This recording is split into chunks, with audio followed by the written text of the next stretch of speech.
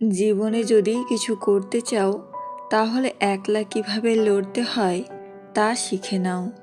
না কারোর অভাবে বাঁচো, না কারোর প্রভাবে বাঁচো, বাঁচলে নিজের স্বভাবে বাঁচো। কিছু কিছু মেয়ে আছে যাদের রেগে গেলে চোখে জল চলে আসে। প্রিয় মানুষের প্রিয় হতে না পারার মতো বাজে অনুভূতি আর একটাও নেই। জীবন অনেক কিছু শিখিয়েছে। এই জীবন শিখিয়েছে কিভাবে মনের কষ্টগুলোকে তুচ্ছ করে মুখ ভর্তি হাসি নিয়ে নিজেকে সবার সামনে উপস্থিত করতে হয়। এই জীবন শিখিয়েছে মানুষের কাছে নিজের দুর্বলতা প্রকাশ পেলে সবাই সেখানে আঘাত করে, হোক সে কাছের মানুষ অথবা পর মানুষ। এই জীবন শিখিয়েছে স্বার্থ ছাড়া কেউই তোমার সাথে ভালো ব্যবহার করবে না। এই জীবন শিখিয়েছে নিজের ভবিষ্যৎ উজ্জ্বল করতে নিজেকে অবশ্যই মৃত্যু যন্ত্রণার থেকেও ভয়ঙ্কর যন্ত্রণা ভোগ করতে হবে। কোনো রকম উফ শব্দও করা যাবে না, করলেই নিজের দুর্বলতা প্রকাশ পেয়ে যাবে। এই জীবন শিখিয়েছে নিজের থেকে কাউকেই বেশি ভালোবাসা যাবে না, কারণ তীব্র ভালোবাসা একদিন তীব্র কষ্টের কারণ হয়ে দাঁড়ায়।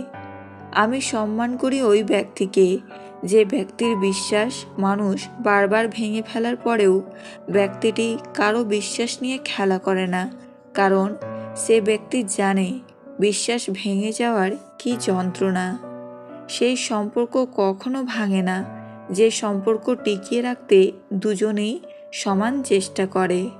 ভুলে যাওয়াটা সহজ, ভুলে থাকাটা কঠিন। যার কেউ নাই তার উপরওয়ালা আছে, যার উপরওয়ালা আছে তার সব আছে। একটা সত্যিকারের ভালোবাসা একটা অসহায় জীবনকে নতুন রূপ দিতে পারে। আবার একটি মিথ্যে ভালোবাসা একটা সুন্দর জীবনকে ধ্বংস করে দিতে পারে। আপনি লাখ টাকার জুতা পরেন, তবুও তা পায়ের নিচেই থাকবে।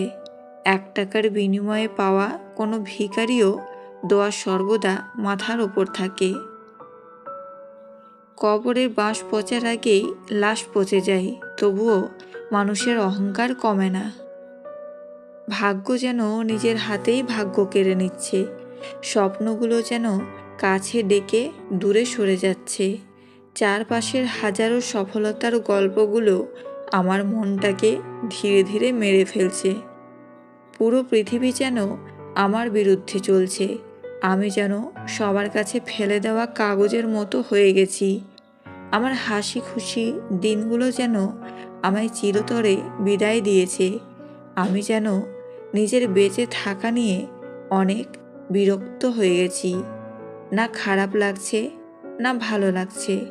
অদ্ভুত এক মানুষে পরিণত হয়ে গেছি, যে মানুষের দেহ আছে কিন্তু আত্মা নেই।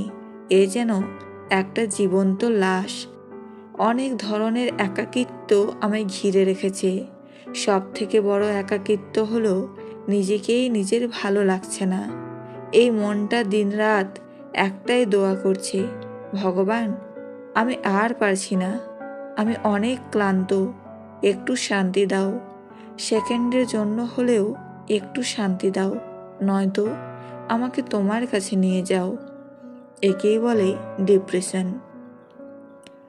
একজন নারী ধ্বংসের মূল 3টি কারণ: 1. যে নারী স্বামীর সাথে জেদ করে। 2. যে নারী স্বামীর মুখে মুখে তর্ক করে। 3. যে নারী মা বোনের কুপরামর্শে স্বামীর বাড়িতে অশান্তি সৃষ্টি করে। স্ত্রী কোন জায়গায় স্বামী হাত রেখে ঘুমালে স্বামীর উপকার হয়? যদি স্বামী তার স্ত্রীর কপালে হাত রেখে মর্দন করে স্ত্রীকে নিয়ে ঘুমায়, তাহলে সেই স্বামী দুনিয়াতে অনেক সফল হবে। যে মেয়ে বিয়ের পর বাবার বাড়িতে বেশি থাকে, সেই মেয়ে ভাইয়ের জন্য বিপজ্জনক হতে পারে। কথাটা তিতা হলেও এটাই সত্যি।